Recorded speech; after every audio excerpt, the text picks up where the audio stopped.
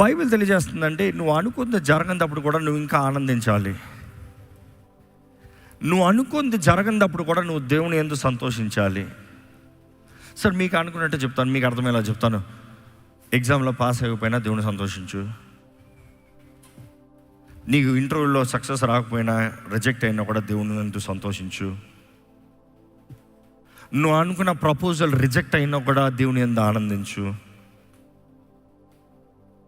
నువ్వు పెట్టిన స్టాక్స్ అంతా తీసినా కూడా దేవుని యందు సంతోషించు. నీ ఉద్యోగం, నీ జాబ్ అంతా ఫెయిలియర్ అయిందేమో, దేవుని యందు సంతోషించు. నువ్వు అనుకునే జరగల, కొంచెం పర్సనల్ కన్నా నీ భార్య చెప్పింది నీతో బ్రతుకుతామే వేస్ట్ అయ్యా, దేవుని యందు సంతోషించు.